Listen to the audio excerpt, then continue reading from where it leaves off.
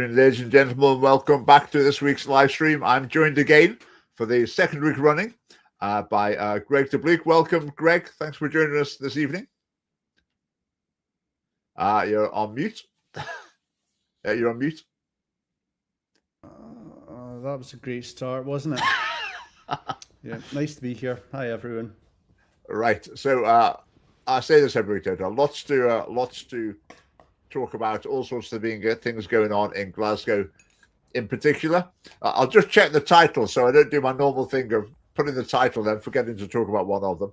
So we've got Humza the Hypocrite, Glasgow Fire, and Evil Swinney. Right, we'll try and make sure we get to those among all the other topics as well. So Greg, you're in Glasgow, of course, so quite a week. Oh yes, one of our most iconic buildings, the highly iconic building that no one really noticed because you're not actually allowed to drive down Union Street and you haven't been for the last 15 years. But you know, if you were on a bus, like Phil was last week, maybe he passed it because as you know, they've basically shut down Glasgow city centre and all the shops are gone as well. So nice big old, is it Victorian or something like that? It's really, it's 1851, I think, yeah. Yeah, really pretty old building, but yeah, burnt down to ashes now. It's a lovely building, but it's like an awful lot of buildings in Glasgow. Yes. How many buildings are there like that? I mean, Glasgow's full of buildings like that, isn't it? I mean, they're very impressive. It was a lovely building. It's a great shame it's gone. But it's not as though it's like some unique feature of Glasgow. I mean, the centre of Glasgow now, George Square is closed, which is terrible. I was there the other week. Then I walked round to the Modern Art Gallery where Wellington's statue is. That's all boarded up. Right. Really atrocious. And now, just by the other station, you've got all this mess. Socky Hill Street's renowned for being a bit of a dump these days. I mean, Glasgow's got its challenges there, hasn't it? I live in Glasgow.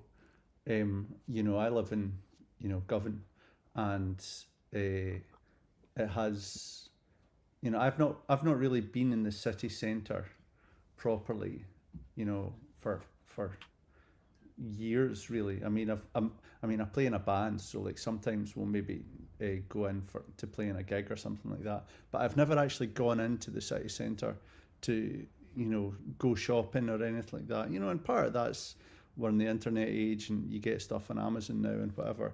But it's so difficult to get into the city now.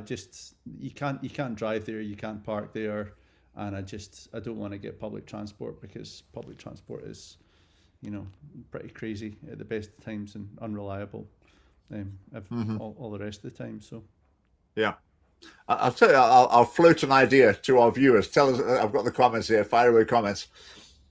When I was saying I was in Glasgow a couple of weeks ago and it was such a mess, and in front of the Modern Art Gallery it was all boarded up. There was the Duke of Wellington. Okay, he's got his cone on his head. Okay, fair enough, that's a bit of a Glasgow thing, but basically the whole statue is vandalized. It's covered in graffiti and stickers. Just a mess, an embarrassment. To the point where I was wondering about getting a couple of people on a ladder and a brush and a bucket and just going and cleaning some of it off because it's just so terrible. Everything around is a total mess. But I thought at least they could try and clean up the statue and make it look respectable. Do you know, I wonder what the whole Duke of Wellington statue thing is all about. People, they put it in T-shirts and birthday cards, and it's a bit kind of twee, isn't it? Hos like us, we've got such a great wagey sense of humour and stuff, but it's like, it's really not that funny. It's just, drunken Egypts climbing up there for something to do and putting a cone up there, and it's just been kind of adopted as this, classic Scottish chip in the shoulder thing. I think it's a bit lame, to be honest. So I think that the traffic cone has become a bit of a tradition, a bit of a symbol. So I'm sort of okay with that. I can see both sides, but yeah, okay, put a traffic cone on it. But like having the whole statue there in the middle of your city vandalized, basically, just looks terrible. really Yeah. covered in stickers, I say, just graffiti, really, really bad impression. Someone wrote a letter in a newspaper a while ago saying about the Duke of Wellington and this, who's got the cone on his head, saying it was sort of dishonoring him, a real national hero. And yeah, okay, yeah, I get that. Yeah, I can see that side of it as well.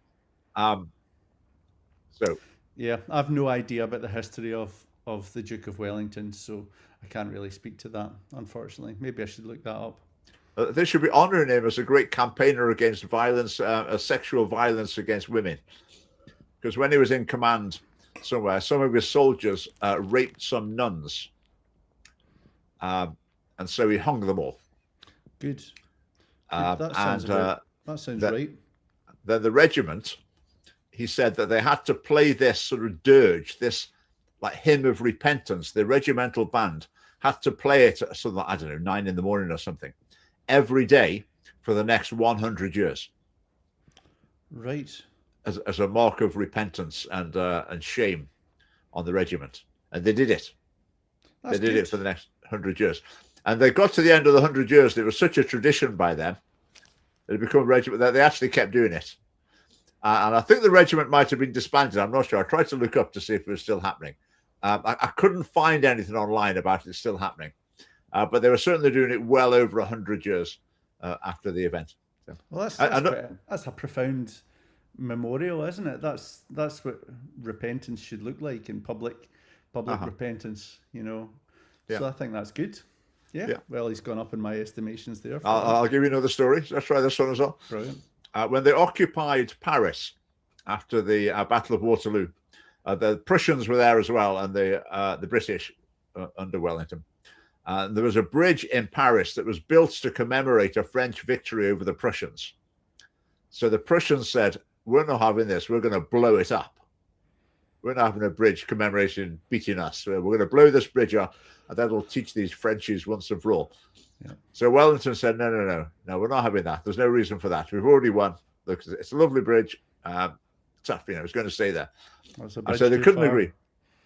So Wellington stationed one British soldier to stand in the middle of the bridge, basically saying, if you're going to blow the bridge up, you're going to blow our soldier up with it, and we will not be very happy if you do that. So that's what he did. And the bridge is still there to this day in Paris, apparently. And I'm wondering if they had to draw straws for that privilege of being that soldier. My goodness. Yeah, that wouldn't be the ideal job, would it? Brilliant. So Greg, so Greg, what's your vote? Should I go and do some cleaning? I think so. Yes, why not? And you could wear a cone in your head while you did it as well.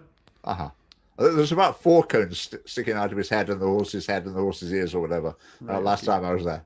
To be honest, there's so few people in Glasgow city centre at the moment anyway that I don't think anyone's really noticed it. Do you know?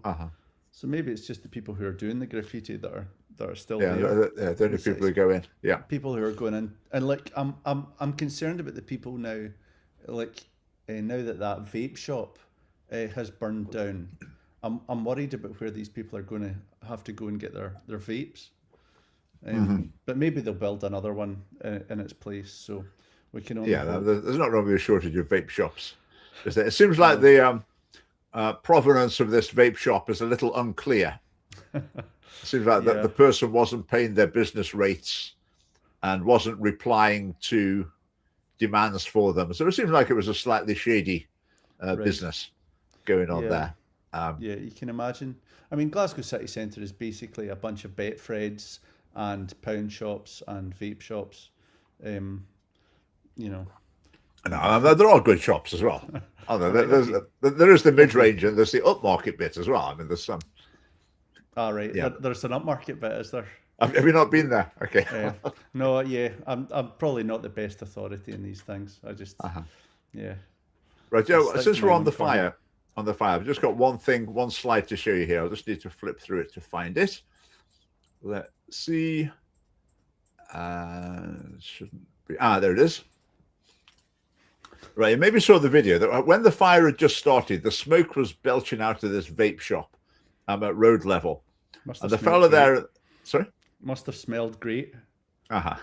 And the fellow there in the picture, he got a fire extinguisher, I think from another building, maybe. I don't know the story. But anyway, he got a fire extinguisher and he went in and tried to put the fire out, basically. There was a lost cause. It was too smoky and there was stuff blowing up on whatever. So we couldn't, but he had a try to put the fire out. So some people are saying, okay, well done him. He had a try. He tried to do something about it. And I agree. Okay, fair enough. Yep. I mentioned Craig Houston last week. I'm not meaning to pick on Craig Houston particularly, but it's just a sort of example of the sort of thinking that's growing up. Like they're really polarized, that you've got a group of people whose mission is to be anti-immigrant or anti-non-white people. And they will want to grasp any opportunity to have a go at someone who's an immigrant or non-white, and grasp any opportunity to sort of take the other side of an argument. This is a classic case here. Now I've got my problem here where the slide number appears on my screen and stops me reading the bottom of the tweet. Can you read the bottom? Can you read the tweet, Greg? Okay. Do you want me to read it in a really kind of angry way as well? Yes, please. Yeah. Oh, he already has the freedom of the city. He got that when he arrived, and not because he potentially accelerated a fire. So basically saying he made it worse. And looking online, there's loads of people saying, "Oh, what an idiot! He used the wrong sort of fire extinguisher. Deport him." Oh, for goodness sake! Yeah, that's right. I mean, if that had been like a white person using the wrong fire extinguisher, I don't think there'd be anyone saying, "Oh, what a total moron! Where do these people come from? What are we doing here?" So I just think the whole thing is that there's an unpleasant side to it. Yeah, well, I think that's true. People are always looking for the angle that relates to their, things that they can have an opinion on. They're always looking for the angle that brings them into the conversation and that. Like, I mean, I did it earlier, like I've got a bee in my bonnet about, Glasgow city centre not being very accessible. And I find that kind of frustrating whenever I'm trying to drive in there. So I make it about that. But it's not really about that, is it? It's about, building regulations and fire and, perhaps the type of shops that are there because there isn't this kind of investment in the city centre. That might be those are probably the main issues. But it's not about immigration, So yeah, it's you need to be careful about these things to be honest about what the actual issue is and not just your particular political axe to grind. I suppose you can have your hobby horse and try and look at everything from that perspective and try and use issues to try and bolster your standpoint, which is, that's sort of going to happen. When you're but I guess it's different. It looks like a nail. Yeah, but when you're talking in a group of people, then I think that becomes, it appeals to something not so good in human nature. I've got some other things on immigration and things going on. In fact, should we jump to another one of these is from Glasgow? Let's jump to it straight away. Okay, so this is Humza Yousaf's mate, the lawyer, whose name is Anwar or something. Okay, and he just is on the wrong side of everything. He tries to jump into every issue, claiming it's racism. I mean, he's been cashing in on the Sheku Bayu inquiry. I mean, anything like that. He's jumping straight in on the wrong side. He's a nightmare. I say, Humza Yousaf's pal. You don't need to know much more than that. But just listen to this new case he's taking up. I mean, this is quite remarkable. Listen to this. 28-year-old asylum seeker from Sudan, placed in the then park in Glasgow during the pandemic in 2020. On the 26th of June 2020, Mr. Bosch was shot dead by Police Scotland's Armed Response Unit after he stabbed 3 asylum seekers, 2 hotel workers and a police officer who had responded to the initial emergency call. It is clear to the family that the first police officer who attended placed himself in harm's way and that others could have been seriously injured or killed had it not been for his heroic actions. Mr. Bosch's family wish to state they do not blame the police and their sympathies lie with the police officer and the injured people who are lucky to be alive. Oh, that's really great, isn't it? Let's wish it finished there, shall we? I mean, that's where it should have finished, isn't it? I mean, that's quite gracious to the family. But anyway, let's let's see what comes next when this lawyer gets his teeth into the issue. Mr. Bosch's family believed that had it not been for the failure of the mayors and the Home Office to take care of their brother, this lethal tragedy would not have occurred. So it's the Home Office's fault. Okay. So I wonder what he wants from the Home Office. Compensation, maybe a bit of a big cash payout for the family. Let's see. Mr. Bosch had repeatedly applied to voluntarily return to Sudan, but the process was delayed by the pandemic. At the time in the media, a leaked document was reported that as Mr. Bosch's mental health dangerously deteriorated, he made some 72 attempts to seek help from the Home Office and others. Previously, some of those asylum seekers stabbed by Mr. Bosch had said they do not blame him because of the decline in his mental health, but raised serious concerns about the alleged failings by both the Home Office and the mayors. The Home Office at the time was heavily criticised for uprooting hundreds of refugees and asylum seekers at a very short notice and moving them into hotels emptied because of the lockdown. Hundreds of vulnerable and frightened people were being forced into hotels, cramped spaces when social distancing was being advised by the government at the height of the pandemic. Mr. Bosch's family, whilst grieving for the loss of their brother and son, hope that questions will be answered by those who neglected to take care of Mr. Bosch, not just Mr. Bosch, but also for the wider community. Whilst the fatal accident inquiry cannot apportion blame, Mr. Bosch's family hope the truth will emerge and that lessons are learned.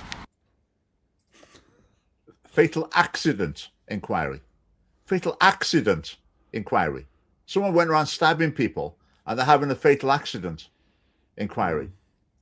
I mean, I would just be absolutely straight with this. Basically, this is the family trying to cash in on their murderer son.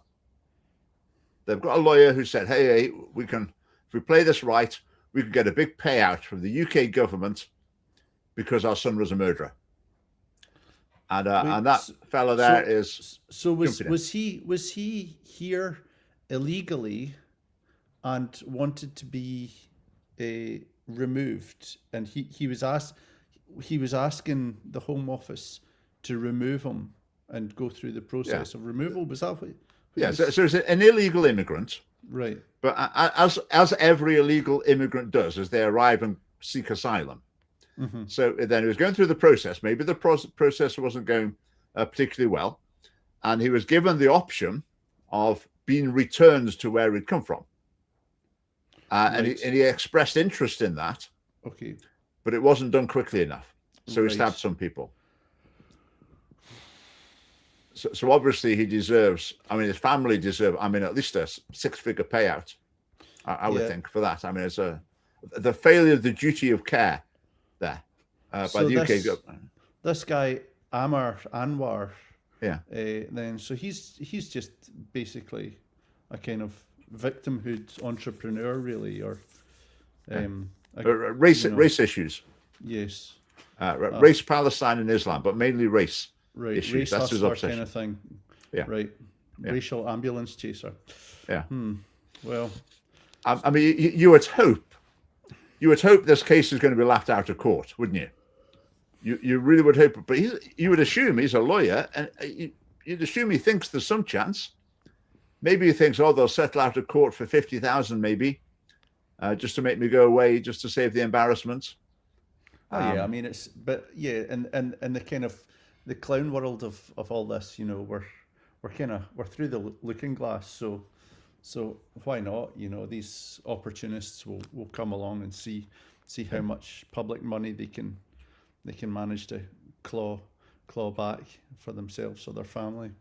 Yeah, or whoever. It's the same with the Sheku Bayo. Do you follow that story, the Sheku Bayo? No.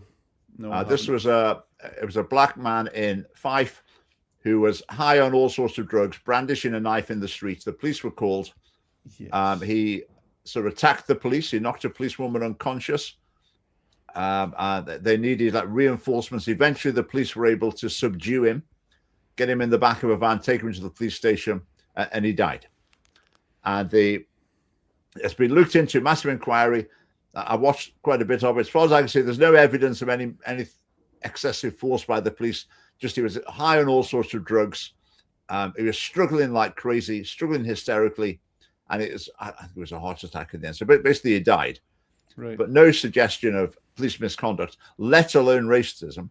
So in the public inquiry, the one bit I always remember, always talk about, is when the judge asks the woman, the female police officer who was knocked unconscious by him, she was asked whether or not she was being racist when she approached him. You know, was she treated him differently because of his race when she was being knocked unconscious by him? It just whatever his name is, Awa, whatever his name is, he was the lawyer at the forefront of that, and he got the job. His lawyer, Humza Yousaf's mate. So Humza Yousaf kicked off the inquiry. Last time I heard, it had cost £50 million so far. £50 million spent on the inquiry on that, and then Humza Yousaf's mate gets the plum job, making a fair slice of that £50 million. I would say would have gone his way, and is now trying to get another one going with this. So they're basically trying to George Floyd it. Is that right? Sheku Bayo, that's absolutely what they were doing. Yeah, trying everything to turn it into a George Floyd. Yeah, but it didn't quite take. There were people protesting, you know, say his name, Sheku Bayo. In the Scottish Parliament, they were all playing along with it. I think John Swinney was his. And he knocked a lot of politicians met with the family, and you know, we're all very concerned about this. Yeah, there was a time when Police Scotland was saying we're institutionally racist, like please find us guilty, because that would be really great. Then we could show how positively we respond to it and how honestly we face up to it. So the poor old police officers who were there being attacked, well, they were sort of thrown under the bus. Their career's over, basically. Yeah. But this latest one's even worse. There is something about punching a woman unconscious that perhaps, you know, makes it harder to sell you as in terms of your public image. Do you know? I mean, yeah. And he stabbed people as well. No, he didn't stab anyone. He hadn't got the knife by the time the police arrived. The woman he hit, it was from behind as well. He chased her, and hit her on the back of the head. Oh, right, okay. From behind, and but the police officers thought that if there hadn't been more police there, he probably would have killed someone. Well, he sounds like he was a wonderful person. Yeah, but I think this one's even worse. If Humza Yousaf was still the First Minister of Scotland, we'd have another public inquiry going by now into this, I would imagine. It's crazy. Hopefully this just gets thrown out of court. But if this even settles out of court, that is appalling. If the UK government just think, oh, no, let's just pay him off with, I don't know, £50,000 or whatever, that's just dreadful. Well, I mean, court cases are an expensive business, and you know, or a lucrative business depending on which side you want to take. But you know, one of the key things that has been a huge problem for Glasgow, going back to Glasgow City Council, is just the fallout of that equality payments tribunal, whatever it was, where the city had to pay, what is it, hundreds of millions or something like that. The equal pay thing. The equal pay 800 million. Yeah. 800 million. Do you know, a million here and a million there, it starts to add up. Do you know what I mean? Like, and they've had to basically, you know, remortgage all like Kelvin Grove Art Gallery and stuff like that to pay it off over 30 years. The Riverside Museum.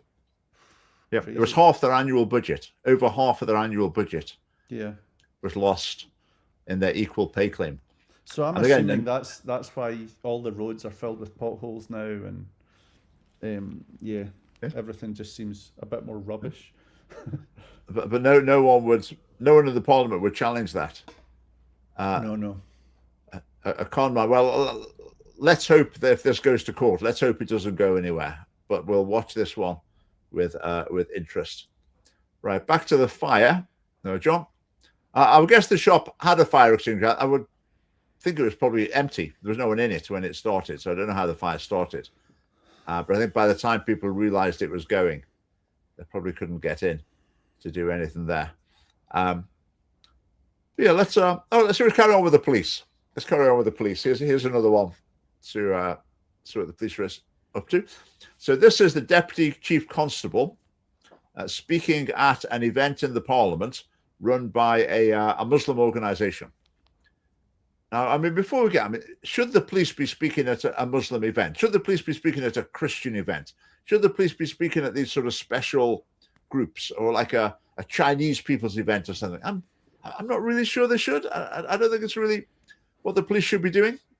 Anyway, let's have a look at what she's got to say. The pitch. Our refugees, our asylum seekers, our new Scots are very much part of our communities, and I want to see them become part of Police Scotland too. I want to see them take up jobs as police officers and police staff.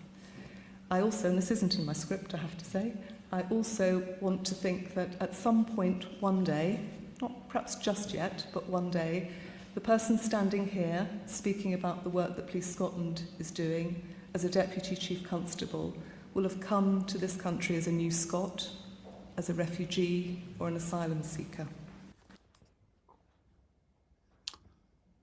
Right. She doesn't look like she's arrested anyone in her life. No scars, you mean? No. Doesn't it battle hard? She doesn't look like she's broken up a fight in a Glasgow pub. Uh-huh. Yeah. But I think with what she's saying there, there's all sorts of things. I just don't think the police should be trying to do this. I don't want the police coming to things that relate to my community or whatever. I just don't want that. I just want the police to do their job and treat everyone the same. Because as soon as you start trying to show special interest in one group, you basically can't keep up. It becomes an arms race, and there's always someone feeling they're left out. So they shouldn't be there at all for that. But then what she was saying, she wants asylum seekers. Asylum seekers, in many cases, illegal immigrants, criminals. So she wants illegal immigrants to be working for the police, but asylum seekers are not allowed to work in any case. And she wants maybe an asylum seeker, an illegal immigrant, to take her job. No, sorry. She doesn't want them to take her job. She wants her to take the position that she holds after she's finished with it. Yes. Well, it sounds to me like a job that you can actually do without actually technically working. So maybe that would all pan out. Yeah. I mean, that's something, isn't it? So in other words, we want positive discrimination. So when someone like me applies for this job next time, I don't want them to get it. I want a new Scot to get it. But not me. Obviously, I want to stay in my job. Don't take my job off me. But when it comes to the next person, I'm discriminating against someone like me, and have someone else. I mean, it just stirs resentment. Yes, it's a kind of pandering. Yeah. It's a pandering, yes, and it's it's like you're not proud of your own heritage, and you want to kind of virtue signal about how, what makes Scotland this. The value that Scotland has as a nation comes from all the other nations that gather in it. All the people who immigrate here are the ones who are bringing culture, and we don't have any of our own. We don't have any values or anything that we stand for. It all comes from these, communities that are coming to our country. If you think about people, very recent immigrants. How many of them are going to be suitable to be police officers? Well, for a start, if they're here illegally, then none of those, because they're criminals. But someone's a very recent arrival. Very possibly their English is not great, and they don't really know much about the culture and the law, whatever. So they're going to be at a very, very significant disadvantage being able to get a job being a police officer. Now, if I try and imagine that I'm like the chief constable, would I be thinking, we'd really like to have people from all different walks of life in the police force? I mean, if we've got no people of other races in the police force, that's not really ideal, is it? We could do with some. I mean, that would be helpful. Okay, that's fair enough. But the way you deal with that is you just have a fair and open policy. You don't need to go chasing after them in particular. Because if people are looking for jobs and thinking, right, what job should I do? Who gets paid what? What have I got qualifications for? If they if the door's open, if there's no barriers, people will just go into these fields. They don't need any special encouragement for it. It's like you don't need any special encouragement to say, now come on, Indian people, you can be doctors too. You can apply and be a doctor. I mean, there's apparently, what's the statistic? Is it 1 in 20 doctors in the UK is Indian? So Indians massively overrepresented among doctors. And it's not because there's a campaign encouraging Indians to apply to be doctors. It's just because it's a job that gets paid a lot of money. Yes, and they thought it's Indian mothers and Indian fathers going, you should be a doctor. Yeah, to their kids. It's a cultural thing, and that's great. Why not? Do you know? Yeah. Anyway, right. So that's. Have we got anything else on that theme? I think we might be about Police done on. and politics are not. They're not good bedfellows. Yeah. The what? Sorry, what in politics? Police and politics. Uh-huh. They should stay out of anything that's political like that, and just exercise the law. Basically, that's all they should do. Yeah. But the SNP politicise everything they get their tentacles into, don't they? Yeah. Police may visit many groups part of the PR machine to make them approachable to the public, a necessary part of policing. They go into schools, no harm in that. That's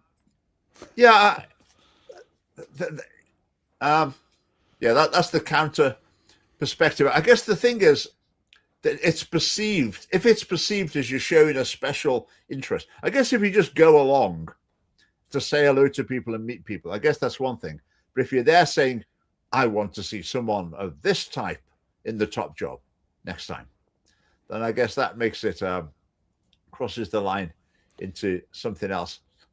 Yeah. I think the fact that I don't know how much PR the police really need. I mean, I think it's quite good if there is a general fear of the police. I would rather that the kids in school have this perception of the police of, right, okay, if they're there to defend you, they're there to protect you and serve you, but you don't cross them because they carry a big flipping stick, that they can whack you across the head with if you get out of line. I kind of like that balance of, you should fear them because they do actually, to use the biblical phrase, carry the sword. And they should, I think the same for adults as well. People should fear breaking the law. So, particularly for children. So if the police officer just is all pally, then that takes away. But a significant part of the fear should be the unknown. You don't know what's going to happen. If the police find you and take you in, well, who knows what happens? That's probably, really, when it all becomes very familiar. I'll tell you a little story from my days as a housemaster in a boarding school. A boy stole some money from House Bank. He stole about £300 from House Bank, which was a cash box kept in my desk. He wasn't a sort of criminal mastermind because he stole it on a day when he was the only person in the house, in the boarding house. So he owned up to it. We're all, so you didn't need Hercule Poirot to come in and solve it. No.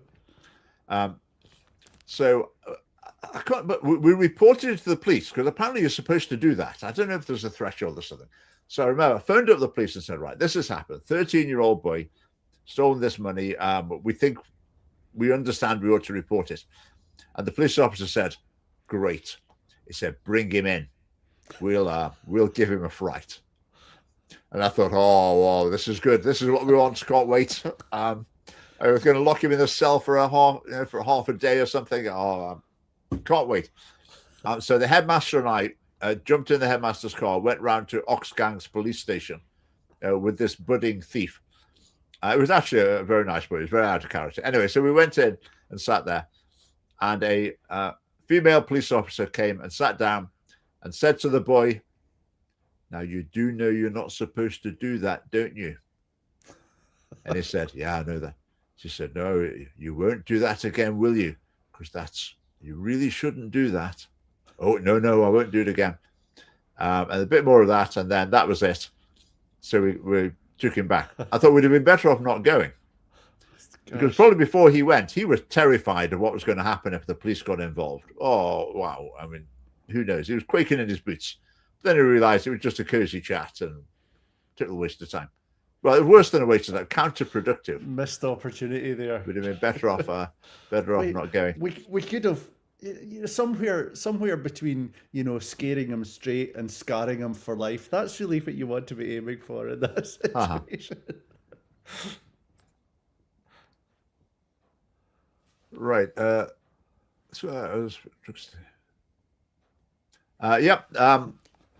seen police officers come to school as well to talk about drugs, and some of them were terrible because they don't come to scare the kids. They just come to give them a bit of friendly advice about how to take drugs. The classic one, a police officer said to my house, boarding house, so there's these like 13-year-olds, 12, 13-year-olds, saying things like, "Now, boys, if you take this drug, make sure you drink plenty of water with it. If you don't drink plenty of water with it, you'll have a terrible headache the next day. So don't forget, everyone, plenty of water when you take this one." So at the end, I shook the lady's hand and said goodbye. Then I said, "Right, boys, forget that. It's not when you take this drug. You're not going to do that because it's a really stupid thing to do. And it's irresponsible and it's dangerous. It's harmful to other people, etc. And it's against the law. So that's something you just don't do." But yeah, that was the police. Just crazy. Let's want to roll with the videos. The time's flying by. Let's go to let's have another video here. I was quite surprised to see this video. This is from Reform UK Scotland, which is we'll keep half an eye on, just to make sure we can point out how we're better than them in every possible way. This is what they put out on International Women's Day. See what you think. Happy International Women's Day, girls. Now, in honour of the women who came before us, the women of the present, and of course the girls who will go on to shape the future, every single one of you reach for the stars and stand proud. There is no limit whatsoever to what women can achieve these days. Women have fought long and hard to earn the right for that, so don't surrender it for nothing. Celebrate being you. To every gran, every mum, every sister, every auntie, every daughter, every niece, you name it, every member of the female species, just go out and have a ball today and celebrate being a woman, because it's the best thing in the world. Have a good tune. Right, we'll stop there for now. What's your verdict so far? Celebrate being yourself, reach for the stars. Yeah, it's empty, isn't it? Yeah. I would feel so patronized by that if I was a woman. But, you know, but I'm not, you know, so maybe I should just be quiet and let the women speak. But, you know, to be honest, if you were to ask my wife, if I was to get my wife in and ask her what she thought of that, she would just say, "No, that's you know, claptrap. It's nonsense. Celebrate." Ditto. I'm pretty confident ditto as well.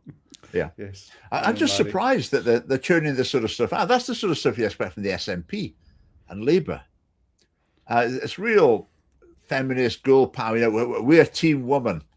And that's our political identity. It's just. So here's the thing, Richard. There's a better way of approaching it, though, because in a sense we should be affirming it's good to be a woman and it's good to be a man. It's good for men to be men and it's good for women to be women. And if you're a girl, it's good to grow up to be a woman and all that means, you know, and all the challenges and all the opportunities that involves and all the struggles that you're going to face as a woman. And equally, you should be saying that, you know, we should be valorizing, you know, the archetypal woman and the archetypal man, and, you know, encouraging people to live up to these standards and saying, look, you know, it's right that you're a man, it's right that you're a woman, and here's what a good woman looks like, you know, be like these kind of people, you know, have you know, the courage of your convictions, or you know, or be yourself. Yeah. I mean, of all the vacuous sound bites, I mean, that's straight from a Spice Girls song or something. Yeah. So to really, their own self be true. Really good. Yeah. I mean, what would I want them doing something for Men's Day like that? Oh, please no. Please, No. nothing remotely Yes. like it. Is there an International Men's Day? There is in November, I think. November. Right, It's okay. generally not really marked. No. So some men's rights activists. Is that because we're too busy working? It's some men's rights activists say, no, it's really bad to have International Women's Day. We don't have International Men's Day. It doesn't get the same attention. My line's really, I'm just not really interested in either. I don't really think it's very helpful. Now, Mother's Day, which I think International Women's Day is designed to be close to Mother's Day, to be an alternative. So International Women's Day is about, it's like International Feminist Day. Basically, it's about anything and everything apart from so motherhood, bringing children up. Anyway, let's carry on. Let's have a bit more from Reform. Today is International Women's Day, and I'd like to wish everyone a fantastic day. Here at Reform UK, we are here to support women's rights, support women's safety, and most importantly, to empower women. So have a fabulous day, everyone. Happy. I mean, empower women. This is straight from the SNP. It's straight from Labour. I mean, how do women need empowering? I just don't get. I'm amazed that Reform's putting this sort of stuff out. Anyway, let's just carry on a bit. It's vacuous. Every woman out there. Today is about celebrating everything women have achieved. Looking back to when people were fighting for women's rights, you know, how far we've come and how fantastic it is to have so many women, amazing women in politics, fighting for the communities and constituents. Have an amazing day and celebrate everything that's amazing about you. I mean, it's yeah. I just can't get over it. That's so that there's going to be Reform MSPs in the Scottish Parliament, I assume, after the election. One might have thought that there might have been some dissent from the sort of feminist ideology, back to the sexes, feminist sort of ideology in there, but I really don't see it. Very patronizing, yeah, absolutely. Right, then the video finishes off with Malcolm Offord coming up and saying, oh, you know, women's spaces, we protect women's spaces, etc. Which I think is sort of trying to hijack the issue to some degree. But yeah, this is the last bit. It's International Women's Day, and at Reform UK in Scotland, we will always be on the side of women and girls. And in particular, we will always uphold the supreme... So always on the side of women and girls, as opposed to who? Yeah. So if you're on their side, whose side are you not on? The other women and girls that they're in court facing. Oh no, wait, no, that doesn't work. No, I think he just means in a general kind of vague, non-committal sense. You know, I don't think he's really establishing policy. I think he's just opening his mouth and letting his brain rattle. which stated that women's sex should be defined by biological sex. And second of all, we want to ensure that there's always safe spaces for women and girls. Women-only spaces, whether that's in toilets, in changing rooms, in hostels, in prisons, etc. For me, personally, I've always been inspired by women that take an equal and full part in public life and civic society. Bit of a problem with that. Always being inspired by women who take an equal part in public life. So I guess the full-time mum, he's not inspired by her because she's not taking a full part in public life or civic life. She's fallen short of the standard.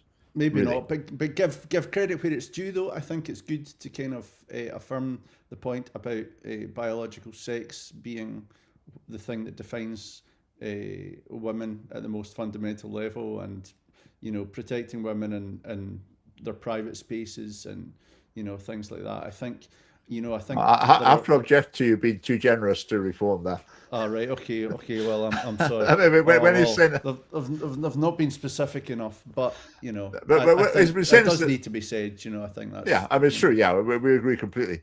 But he's saying we respect the Supreme Court judgment, as if it took a court to decide what a man is and what a woman is. Yeah. It's like the lawyers, the judges have said that, so we respect that. But that was only a very narrow thing related to the Equality Act. But he's playing it as if it's some universal legal principle now that's been established, which is not. But for all they're talking about it, they're not going to repeal the Gender Recognition Act. So reforms still say a man can become a woman and a woman can become a man. You know, So they still don't know what a woman is. well, I tell you what, Richard, one woman that I would be very proud of, and I think one of the women that we are that we should be remembering in International Women's Day is Rose Doherty. I think she's an exemplary woman. A woman trying to stand help she's women taken. as well. Yes, standing up women, and actually speaking. Yeah, both the women who are thinking about going for abortions, and the 50% of the women who are going to be aborted in the womb as well. So I think yes, I'm all for supporting women like that. So we need to do an internet search. I mean, I'm sure there'll be some organisation celebrating Rose for International Women's Day. I would imagine. I'll check the First Minister's social media feed. I mean, you never know, there might be something in there about that. Yeah. Now, this is all linking from one thing to another, and I just thought of what the next thing should be. So we were on what we were on there. Let's just go back. I'll cover this one quickly. Yeah, well, one of our election goals, not sort of formally, but something we thought, is it'd be great to beat Alba in the forthcoming Scottish election, and we've beaten them because they've dissolved, they've ceased to exist. So, mission accomplished. We've beaten Alba. And if the other parties could just go the same way, we'd have a clear run. Yeah, I mean, I think they've done the decent thing. I think any independent supporting party mired in financial scandal ought to dissolve itself. But I think the other one is showing no sign of that. So, yeah, it's a good start in any case. And do you know, Richard, it's quite handy as well that the Scottish Family Party can't be mired in financial scandal because we don't have any money. Correct.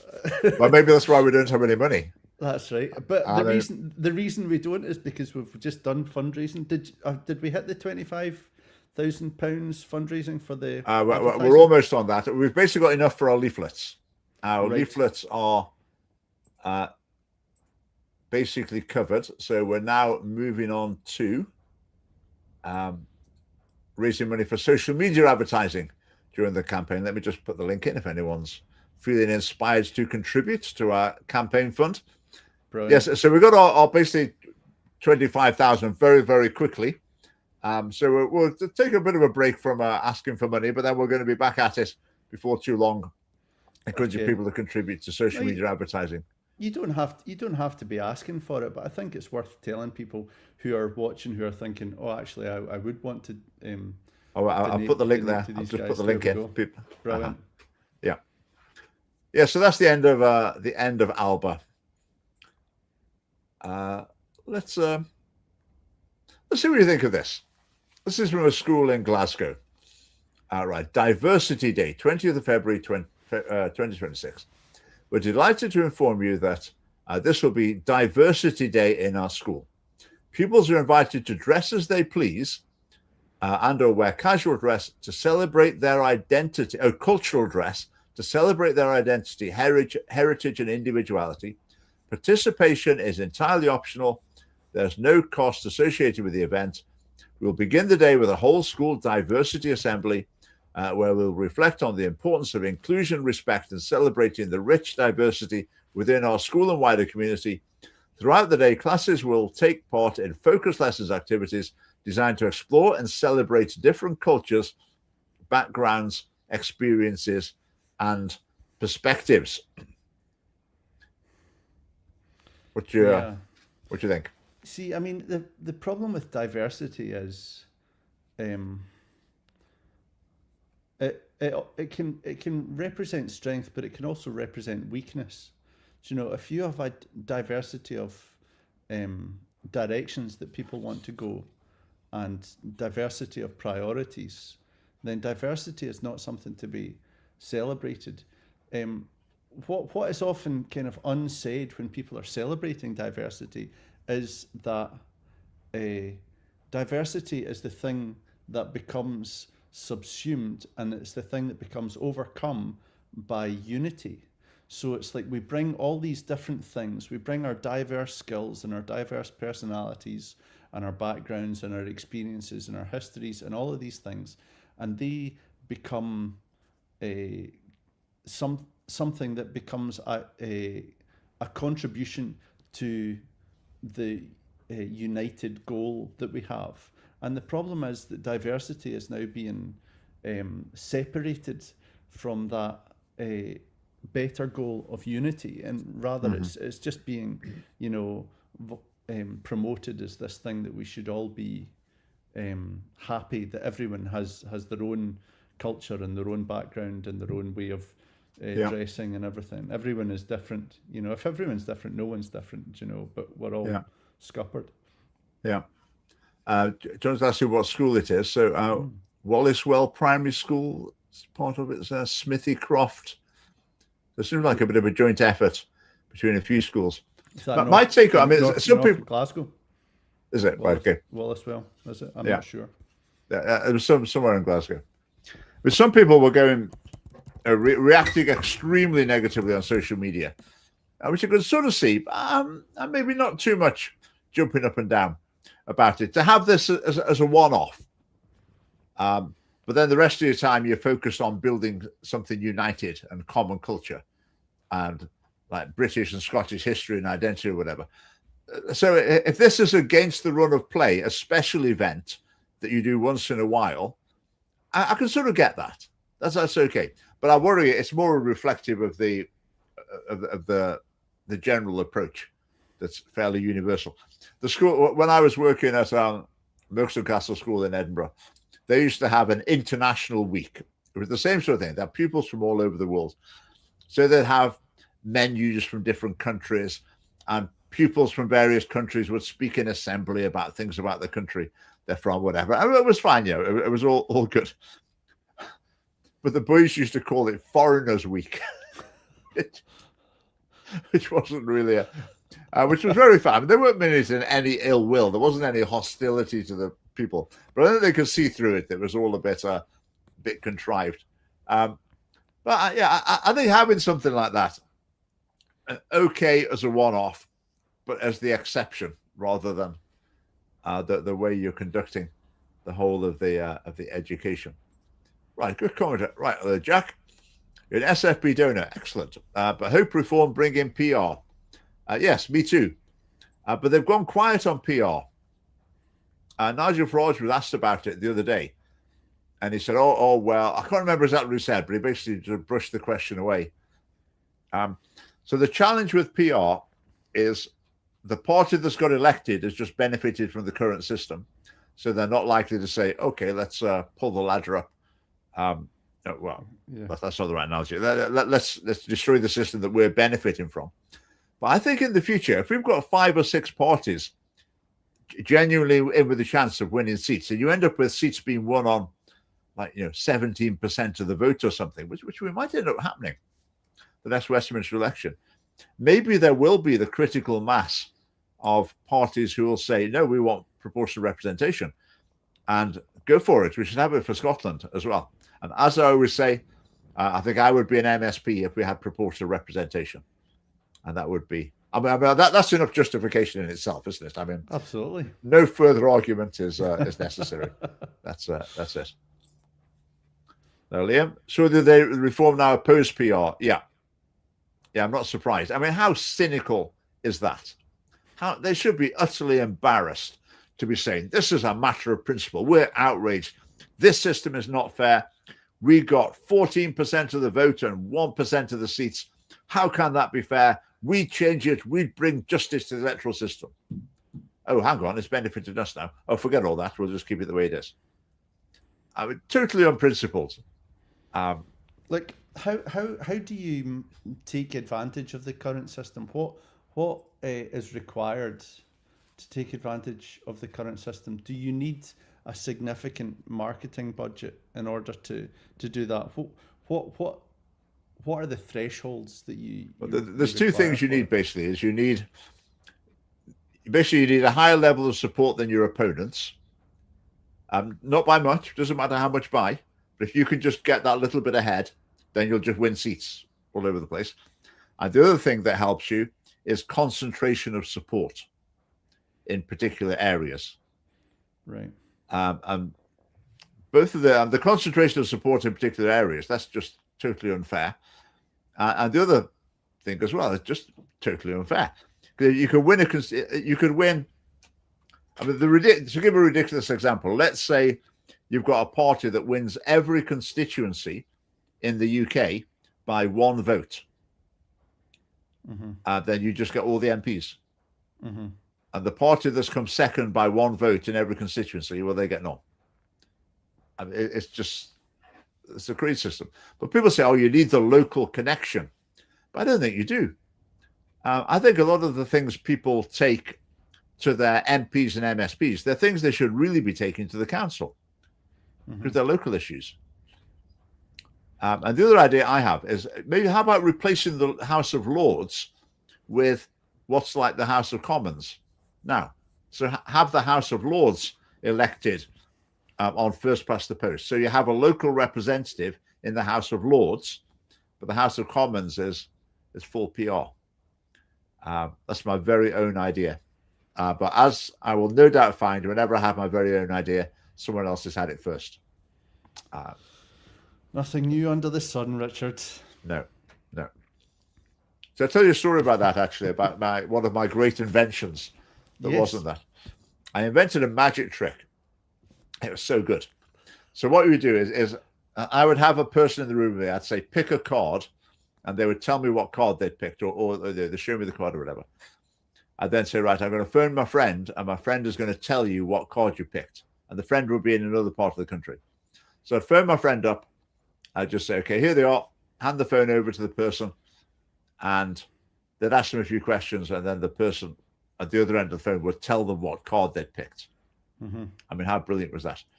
So I made this trick up, and I was teaching boys at school how to do it. And one of the boys said, I know how that works. I said, how do you know? He said, I saw it on television. I said, no, you didn't. No, you didn't. I made it up myself. And he explained how it worked. And what he'd heard on television was exactly the same as I'd made up. Right, okay. So someone else had made up exactly the same method of doing it. So was it a trick that involved you having 52 friends and choosing No, all right, okay. No. Okay, because I would anticipate, well, for me personally, that would be a real problem. So I'll tell you how it works. Shall I reveal my secret? Well, I don't know. Have you consulted the magic circle about this? I'm not in the magic circle. But the way it worked is you phone the person up, then they pick the phone up, and they start saying ace, 2, 3, 4, 5. And then I say hello. I interrupt them and say hello when they've said the card that the person's picked. Right. The person then says spades, hearts, clubs. And you interrupt them then saying, here they are. Right. So all you've said to the person is, hello, here they are. And Right. because of when you've said it, you've communicated to them what the card is.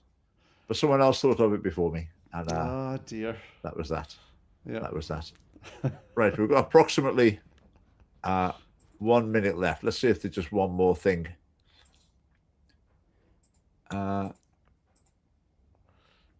They've been debating assisted suicide in the Parliament today. We probably should talk about that. That's quite a big issue. I've listened to some of the debate. I mean, it's painful listening to. I won't go into it. Anyway, this is the statement from Russell Finlay, leader of the Scottish Conservatives, who's changed his mind. He voted for it in principle, but he says he's going to vote against it at this point. Okay, I'm glad he's voted against it. But listen to his reasoning here. When I voted for the assisted dying bill at stage 1, I did so in the instinctive belief that people should have the right to die with dignity where they've received a terminal medical diagnosis which would result in great pain and suffering, often prolonged, and no meaningful quality of life. From a personal perspective, I also reasoned that I would like to have that choice if I ever faced such horrific circumstances. So in principle, he's for it, 100%. But then he says, however, at the time of voting for the principle of legislation at stage 1, I also expressed some misgivings about elements of it. So it's certainly for the idea, but just some of the details of it weren't quite right.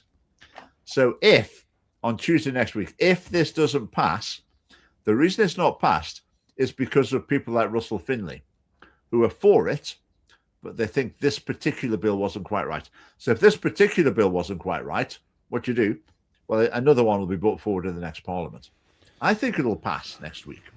I think. But if it doesn't, I think the door is open that it will. Well, we need next people who are more morally principled than that, and not just people who are swayed by slight misgivings. We need people who are more morally driven and who have a much clearer idea of things, But I really hope that, we will see something miraculous happen. And, what was it? How many? Like 3 people have said they would change their vote. Is that right? And we need 4 more or something. I think it's something. Yeah, assuming none's changed the other way. Yeah, we should encourage people. I mean, for what it's worth, to if you're thinking about writing to your MSP and that, get on and do something like that. It would be really amazing if, it didn't pass. It would be a terrible tragedy if it did. I tend to think if it doesn't pass, it would just come back again in the next Parliament. I think the next Parliament's going to be worse than the current one. That's every indication. So I think if it doesn't pass, let's stay positive. Let's stay positive. Let's hope that it doesn't. Hope and pray that it doesn't. It's possible that it won't. It's possible that it won't. On International Women's Day, Richard, I mean, can we not have some positivity? It's not. International Women's Day was Saturday or Sunday. Whenever, who cares? So it's going to be. It's really unusual for an issue like this to be coming up during in the lead up to an election. Normally, these issues are miles away from the election. Everyone forgets about them by the time it comes to voting in the election. So, from the family party point of view, we don't want it to pass, but if it does pass, that will help our campaigning. That's just the political reality. Yeah. If people are saying, "Oh, what has happened here? How did this happen?" We'll be able to say, "Well, this happened because these were the people who were elected into the Parliament last time." And if people are thinking, "Oh, that's great, we elected these bunch of mainstreamers last time, and look, it worked. It sort of worked out okay. They didn't vote for it," then that weakens our message a little bit. So we hope it doesn't pass, but let's see. Well, we're going to be there at the Parliament on Tuesday. If anyone wants to come and join us between 2 and 5 p.m. We'll take our giant placards. We've got a bit of media coverage the last time there was a vote. That's a week from now, so that's the 17th? Yes. Yeah. And then as soon as the result is announced, I'm going to film the last section of our party election broadcast. Because with such a big issue, it's so fresh in people's minds, we need to be able to address it in the party election broadcast. So the last minute of it, we haven't recorded yet, but I'll record it sort of on the spot outside the Parliament on Tuesday. So let's see. Now there's an idea. It'll never take hold. It'll never get anywhere, that one. International Day Against Absurd Legislation. It's worth a try. Wonderful. Right. Thanks everyone for watching. Thanks for your comments, and see you next week. Thanks, Greg. Thank you. And hopefully see you again before too long. Right. Good night, everyone. Bye for now.